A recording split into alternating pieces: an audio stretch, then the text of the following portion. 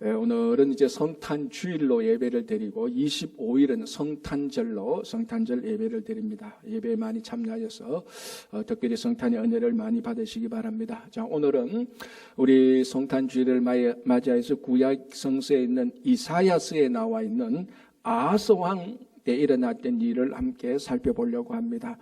자, 이 아하스 왕은 남유다의 12번째 왕입니다. 여러분 이스라엘 역사를 자세히는 모르겠지만 크게 보면은 그 솔로몬 왕이 죽고 난 다음에 남과 북이 나누어지지 않습니까? 그래서 북을 북이스라엘이라고 부르고 남을 남유다라고 부릅니다. 그 남유다에 20명이 왕이 등장하는데 그 중에 12번째 왕이 오늘 이사야 7장에 나오는 아하스 왕입니다. 아하스 왕은 여러분들 잘 구체적으로 관심을 가지지 않으면은 아하스 왕이 어떤 왕인지 잘 모를 겁니다. 그러나 히스기야 왕은 많이 들어봤을 겁니다. 바로 아하스 왕은 히스기야 왕의 아버지입니다.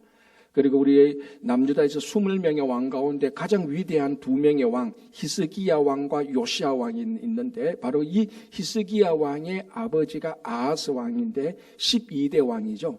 결론적으로 말하면은 히스기야 왕은 가장 위대한 왕인 동시에 왕이었지만 이 아하스 왕은 아하스 왕이 12번째 왕이니까 12번째 왕이 될 때까지 남유다에서 가장 악했던 왕입니다.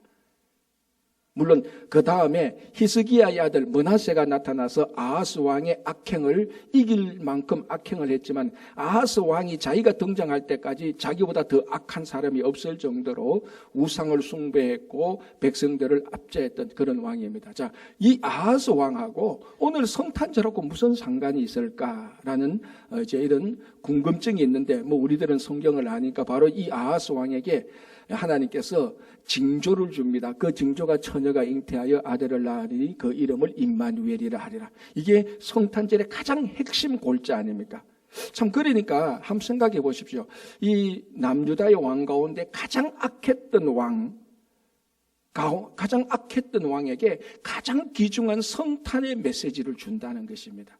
그러니까 이게 하나님의 은혜라는 것은 가장 슬프고 아픔이 있고 악한 우리들에게까지도 하나님의 가장 놀라운 메시지를 준다는 것을 알 수 있습니다. 자, 이제 이 아하스 왕이 통치를 할 때 무슨 일이 일어나는가 하면은 아하스 왕은 남유다 왕이니까 북이스라엘하고 이방에 있었던 아람 왕이 결탁을 해서 그러니까 아람 왕과 북이스라엘 군의 연합군이 남유다를 쳐들어옵니다. 그래서 아하스 왕이 굉장히 당황하게 되었죠. 그래서 이 아하스 왕이 막 혼란스럽고 어떻게 해야 될까 이런 내용들이 7장 2절에 나오죠. 제가 다시 봉독해 드릴게요. 어떤 사람이 다윗의 집에 알려 이르되 아람이 에브라임과 동맹하였다 하였으므로 왕의 마음과 그의 백성의 마음이 숲이 바람에 흔들림같이 흔들렸더라. 막 우왕좌왕하는 겁니다. 어떻게 해야 될지 모르겠다. 자, 이때에 7장 3절에 보면은 하나님께서 나타나셔서 이렇게 말씀하십니다. 이사야 선지자를 통해서 말씀하시기를 야 아하스 왕이요 걱정하지 마시라. 그 아람 왕과 북이스라엘 왕이 연합해가 와도 그들은 하나님 앞에서 부적갱이 그루터기 나무에 불과하다. 자, 부적갱이 나무가 뭡니까? 그 불에 태우는 나무 아닙니까? 가장 쓸모없는 나무를 불에 태우는 겁니다. 장작용으로 쓰는 것이죠. 그러니까 아무 걱정하지 말아라고, 걱정하지 말고 염려하지 말아라고 하나님께서 이사야 선지자를 통해서 그런 큰 약속을 해주십니다. 자, 이제 이런 약속이 있는 가운데서 오늘 다시 그 같은 메시지로서 7장 10절을 보면 이렇게 되어 있습니다. 여호와께서 또 아하스에게 말씀하여 이르시되 11절 너는 너의 하나님 여호와께 한 징조를 구하되 라고 되어 있습니다. 자, 이 상황이 어떤가 하면 이제 북이스라엘과 아람 왕의 연합군이 아하스 왕을 쳐들어오고 막 불안하고 염려할 때 하나님께서 걱정하지 마라. 그들은 그냥 불쑤시개 나무에 불과하다. 그러면서 하나님께서 아하스에게 말씀하시기를 너는 한 징조를 구하라 라고 말을 하는 겁니다. 자, 이게 좀 약간 우리가 성경을 약간만 아는 사람이라면은 약간 이게 하나님께서 왜 아하스에게 징조를 구하라고 말하는 것이 이해가 안 됩니다. 자, 왜냐하면은 우리 성경에서 징조를 구한다는 것은 또는 표적을 구한다는 것은 이건 믿음이 없을 때 믿음이 부족하니까 믿음의 보충용으로 내 믿음이 부족하니까 그 메이크업 하는 것으로 징조를 보여달라. 이런 게 징조가 많이 나옵니다. 더 쉽게 말하면 나 이거 못 믿겠어. 그럼 내가 믿을 수 있도록 징조를 보여봐. 우리도 사람한테 그 믿지 못할 사람한테 약속할 때 그렇지 않습니까? 내가 널 어떻게 믿어? 그럼 너 뭐 하나 우리말로 보증금 내놔. 뭐 하나 내한테 맡겨놔.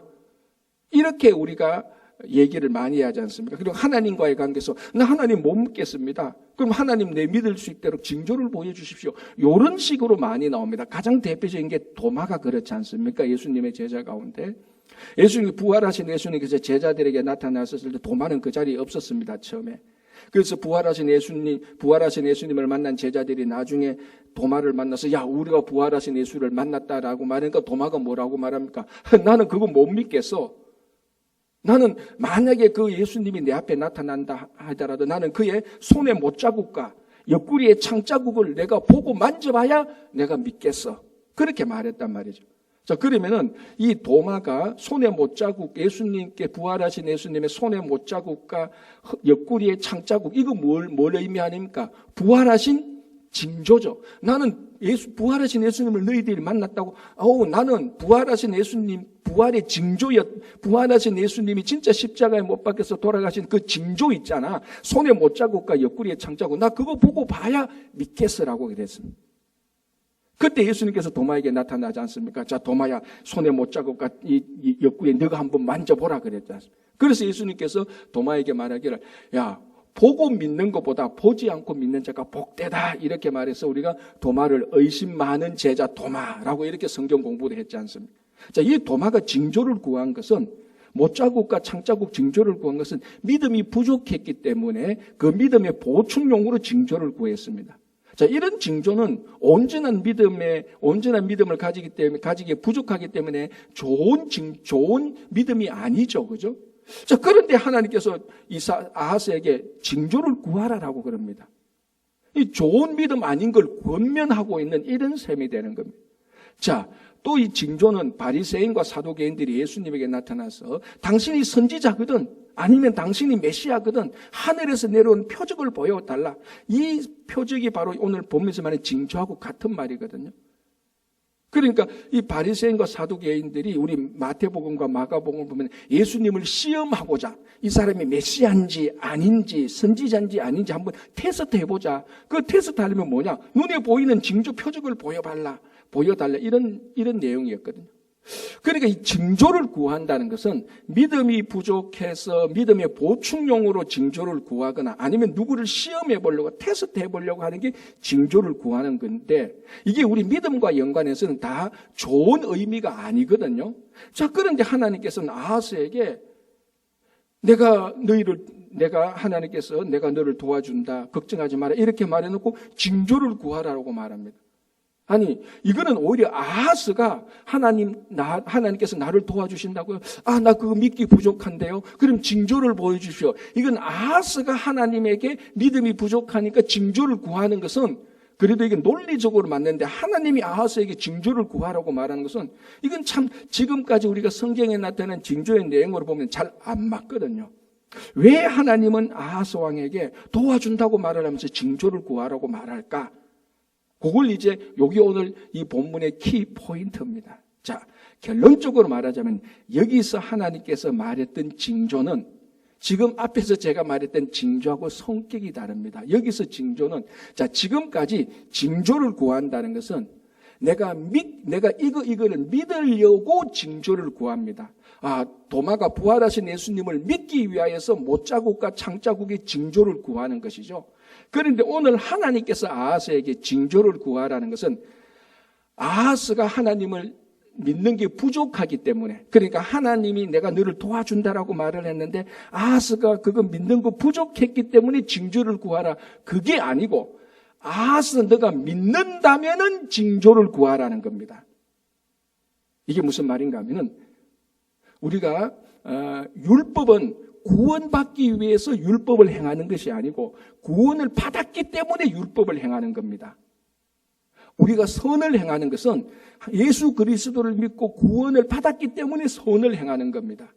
선을 행해서 구원을 받으려고 하는 게 아니죠. 똑같은 것입니다. 여기서 말하는 징조는 간단하게 말하면 내가 믿음이 부족해서 하나님을 더 잘 믿으려고 징조를 구하는 게 아니고 내가 하나님을 믿기 때문에 그 믿는 표시를 달라고 하는 그 징조라는 것입니다. 자, 이렇게 생각하면 제일 편합니다. 제가 홍길동 집사님한테 만불을 빌려줬습니다. 캐시를 빌려주고 캐시로 받기로 했습니다. 그런데 오늘 이제 홍길동 집사님을 만났습니다. 만났는데 홍길동 집사님이 자기가 빌린 만불은 주겠는데 캐시는 없대, 지금 자기 손에. 그래서 뭘 주겠다고 말해? 체크를 주겠대요, 내한테.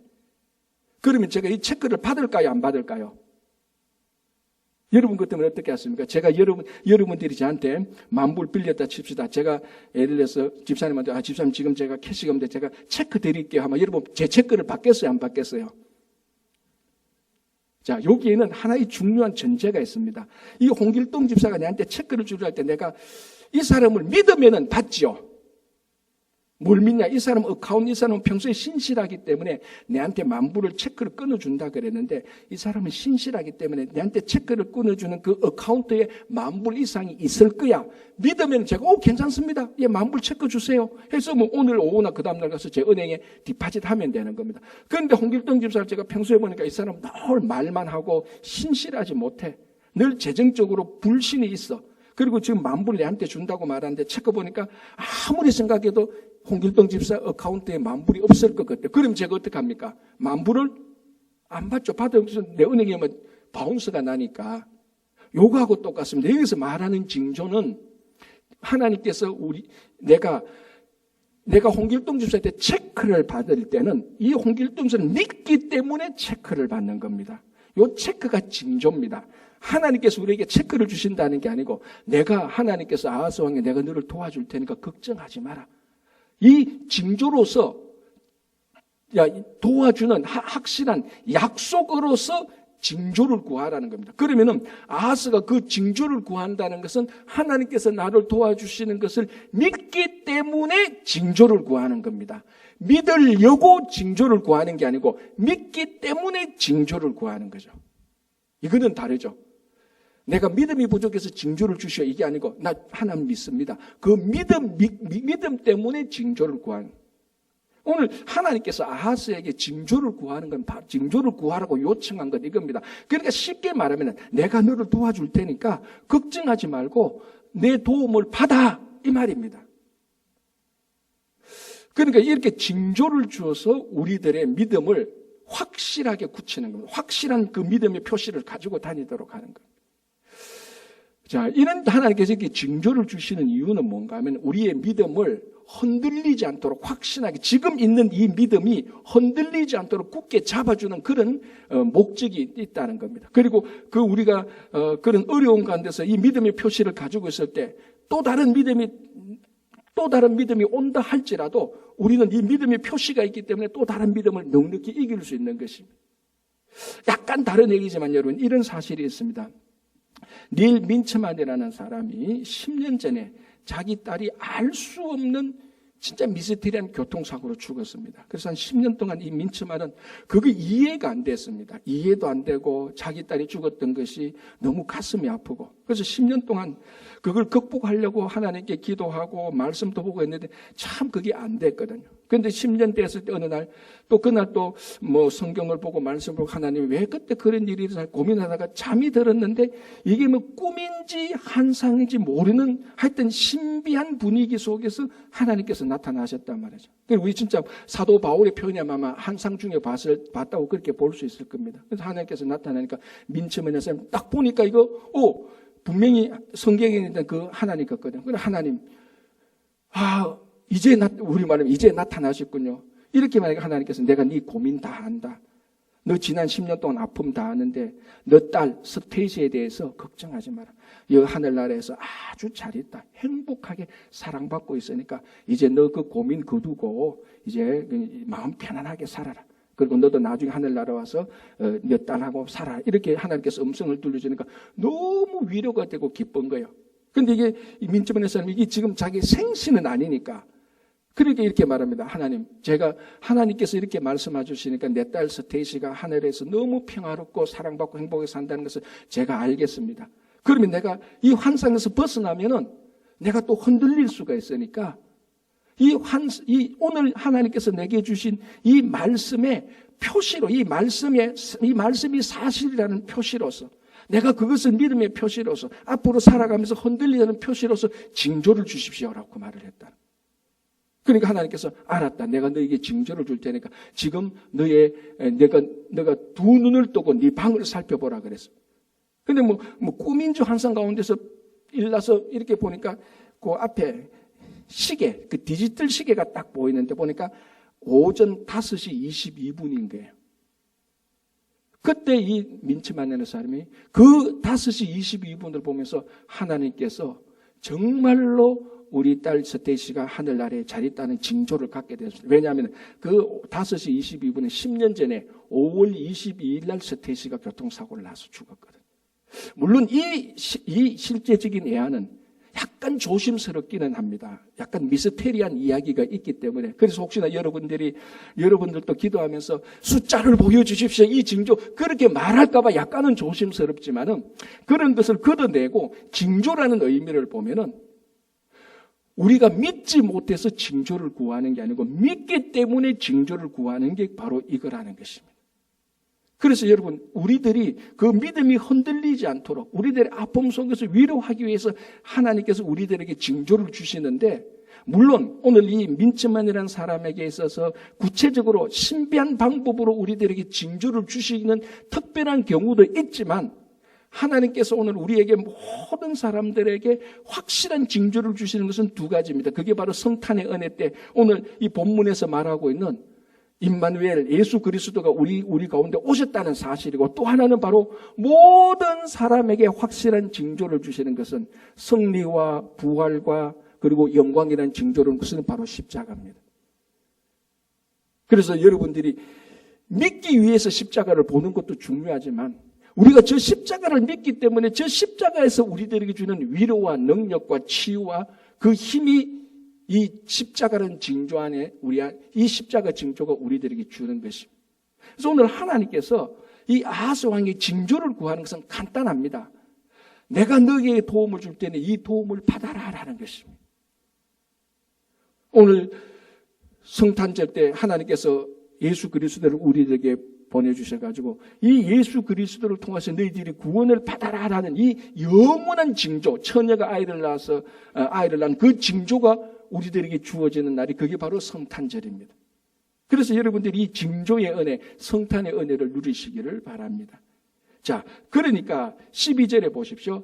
아하스가 이르되 나는 구하지 아니하겠나이다. 나는 여호와를 시험하지 아니하겠나이다 한지라 말했습니다. 자, 앞뒤 맥락 다 띄고 아하스의 이 대답만 보면은 아하스는 굉장히 믿음이 좋은 사람인 것처럼 보입니다. 하나님 징조를 구하라는 건가? 나는 하나님을 시험할 이유가 없습니다. 그래서 징조를 구할 필요도 없지요. 이거 보면 굉장히 성숙한 신앙 같습니다. 나는 하나님을 그냥 믿으니까 하나님 시험할 필요 없으니까 징조도 필요 없습니다. 이렇게 들려지는 겁니다. 그러나 제가 조금 전에 말씀드린 것처럼 이 징조라는 것은 하나님께서 우리에게 도와주시겠다는 약속의 표시고 우리는 그 약속을 믿는다는 믿음의 표시가 징조입니다.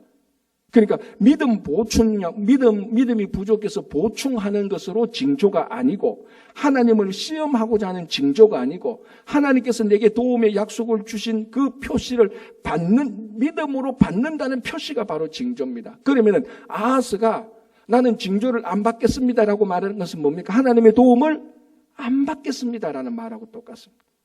그래서 하나님께서 내가 너를 도와줄게. 그러니까 이방 연합군이 북이스라엘과 그 이방인들이 연합해서 늘 쳐들어오는데 내 하나님이 너를 도와줄게 라고 말하니까 아하스는 괜찮습니다. 저 하나님 도움 필요 없습니다. 이 말하고 똑같은 거예요 사실.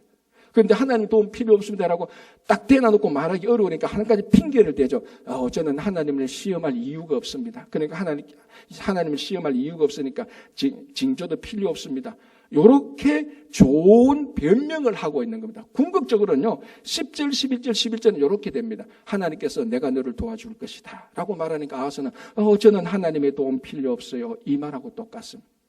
자, 그러면은 지금 아까 7장 1절에서 4절을 본 것처럼 북이스라엘과 아람의 연합군이 쳐들어오니까 남유다가 막 흔들리고 혼란스러웠습니다. 이때 하나님께서 나타나셔서 너를 도와주겠다라고 말했는데 아하스는 왜 하나님 도움 필요 없어요? 왜 이렇게 말했을까요? 요게 또 키포인트입니다. 자, 열왕기하 16장을 보면은 이런 사실이 있습니다. 이 아하스가 왕이었을 때 열왕기를 보면은 이 사실을 기록하고 있습니다. 그리고 뭐냐면은 이 북이스라엘과 아람 왕이 연합해서 쳐들어옵니다. 그러니까 이 아하스 왕이 아주 재빠르게 하나님 도와주십시오라고 한 게 아니고 자기 자신을 아수르 왕에게 보냅니다. 아수르 왕에 보내서 자기 말을 전하게 하는 겁니다. 어떤 말을 하는가 하면 아수르 왕 디글랏 빌레셀이여 나는 당신의 아들이요 나는 당신의 종입니다라고 이렇게 고백을 하는 거예요. 아하스 왕. 이방 왕에게 당신이 나의 아버지요 나는 당신의 종입니다라고 말을 한 거예요. 이것은 이스라엘 백성들이 여호와 하나님께 하나님 아버지라고 말을 하고 하나님은 우리 아버지고 내가 당신의 자녀입니다라고 말해야 되는 이 하나님에게 말해야 되는 이 말을 아하스 왕은 아수르 왕에다가 다 말해버린 겁니다. 그리고 난 다음에 뭐라고 말하는? 그리고 난 다음에 어떤 일이 생기는가 하면은 그러니까 아수르 왕이 알았다 내가 너를 지켜줄게라고 말하면서 공짜로 지켜줍니까? 아니죠. 대가를 내야 되지 않습니까? 그래서 아하스 왕이 성전 예루살렘 성전에 있는 금을 빼고 자기 왕궁에 있는 금을 빼서 아수르 왕에게 조공으로 바칩니다. 그리고 이 조공으로 바치고 도와줄 것이라는 약속을 받습니다. 그러니 이 아하스 왕은 아수르 왕에게 도움을 받기로 이미 작정이 되어 있으니 하나님이 도와준다 그래도 필요 없다고 말한 것입니다. 그러니까 오늘 이 징조라는 말을 두고 말한다면은 이 아하스 왕은 아수르 왕의 징조를 가졌기 때문에 하나님의 징조를 안 받겠다고 말한 것입니다. 그러니까 하나님의 징조, 하나님 도움을 안 받겠다 한 이유는 이미 자기는 아수르 왕에게 도움을 확보해 놓은 겁니다. 자기 믿음의 자리에, 자기 도움의 자리에 아수르 왕을 떡하니 자리 잡고 있으니 하나님께서 도와준다 그래서 그걸 거절할 수 있었던 것입니다. 자, 우리가 신앙생활 하면서 우리가 전적으로 하나님을 의지하지 못하는 이유가 무엇일까요? 우리가 일반적으로 믿음이 약해서라고 말을 할 수 있습니다. 물론 맞죠. 그럼 왜 믿음이 약해집니까? 왜 하나님의 도움을 우리가 어렵고 힘들 때 진짜 결정적인 순간에 전적으로 하나님을 의지하지 않고 내 힘을 의지하게 됩니까? 오늘 이 아하스 왕과 아수르 왕과의 관계를 보면 그게 똑같이 우리들에게 작동하고 있는 것입니다. 이 아하스 왕의 믿음의 자리에, 아하스 왕의 도움의 자리에 하나님이 자리 잡고 있는 것이 아니고 아수르 왕이 먼저 들어와서 자리를 잡고 있다는 거예요. 그래서 하나님의 도움을 안 받겠다는, 하나님의 약속의 표시인 징조를 안 받겠다고 말하는 거예요. 오늘 우리 가운데 정말 우리 마음의 자리에, 심령의 자리에, 믿음의 자리에, 도움의 자리에 아수르와 같은 것들을 다 제거해야 되는 겁니다. 그게 바로 성탄절 아닙니까? 성탄절은 처녀가 아기를 낳았으니 그 아기가 우리들에게 찾아오는 날입니다.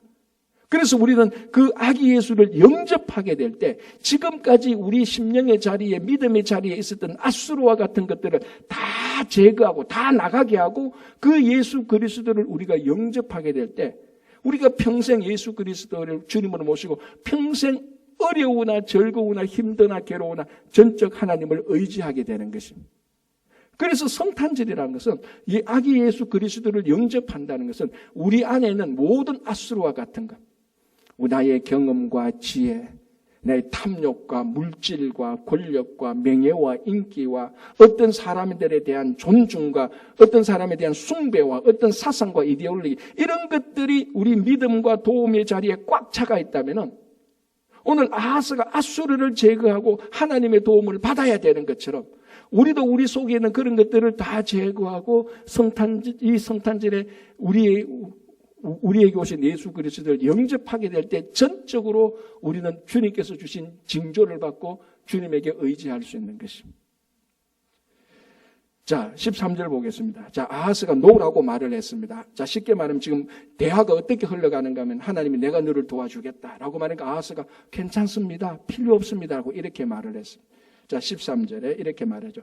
이사야가 이르되 다윗의 집이여 원하건대 들을지어다. 너희가 사람을 괴롭히고서 그것을 작은 일로 여겨 또 나의 하나님을 괴롭히려 하느냐. 자, 이 말이 뭔가 하면은 아하스가 정치를 하면서 이스라엘 백성들을 많이 괴롭혔다는 겁니다. 야, 너가 왕으로서 백성을 괴롭힌 일이 그게 작은 일이냐? 그게 작은 일이라서 또 더 큰 일을 하기 위해서 하나님을 괴롭히느냐 이 말입니다. 그럼 무슨 말인가? 하나님이 도와주겠다고 말하는데 하나님의 도움을 거절하고 하나님을 배신했던 것.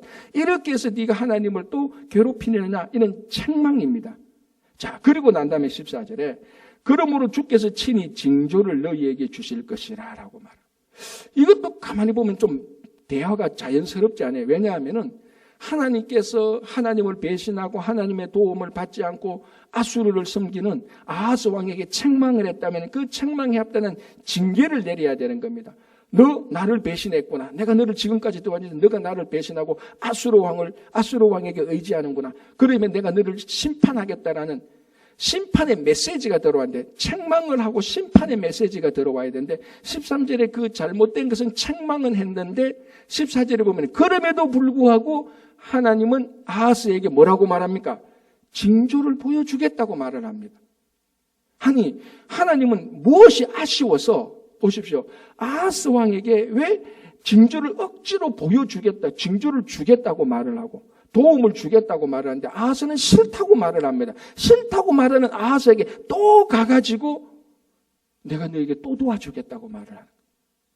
아니 하나님이 뭐가 아쉬워서 자꾸 하나님을 거절하는 아하스에 가서 자꾸 도움을 주겠다고 말을 하는 것입니다.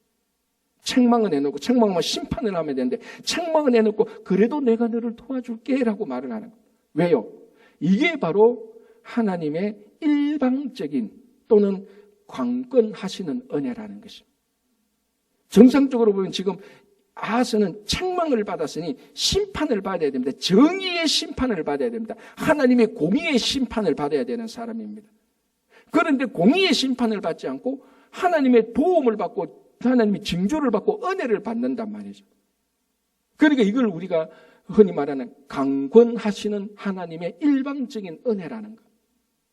자, 여러분 우리가 신앙생활을 하면서 정말 우리를 불편하게 하는 것은 무엇입니까, 여러분?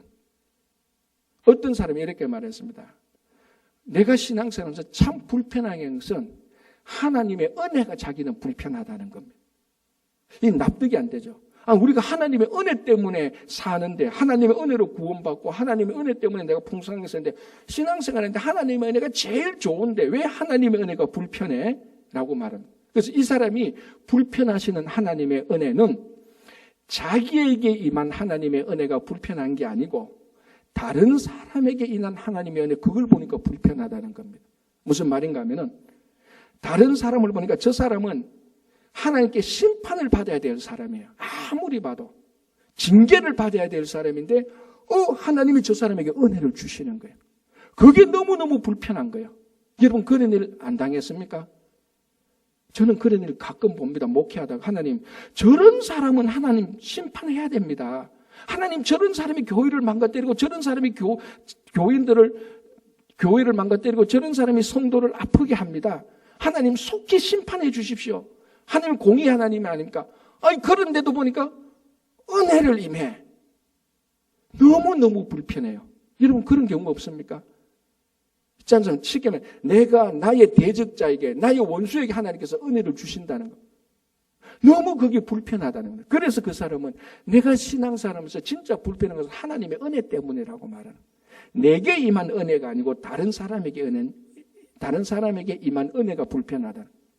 왜 이렇게 불편해지는가 하면은 내게 임한 하나님의 은혜는 내가 사랑으로서 받기 때문에 너무 좋은 거예요. 그런데 다른 사람에게 임한 하나님의 은혜는 정의의 눈으로 보기 때문에 그게 불편한 겁니다. 다른 사람은 저 사람은 심판받아야 되는 정의와 공의의 눈으로 보는데 은혜가 임하니까 이게 안 맞으니까 불편하고 내게 임한 은혜는 공의의 심판으로 보는 게 아니고 하나님의 사랑으로 보니까 안 불편한 겁니다. 이게 바로 이기적인 은혜죠. 내게만 임한 은혜는 좋고 다른 사람에게 임한 내 대적자에게 임한 하나님의 은혜는 정의의 심판이 임했는데 은혜가 임하니까 불편하다는 거예요. 가장 전형적인 케이스가 요나가 그렇습니다.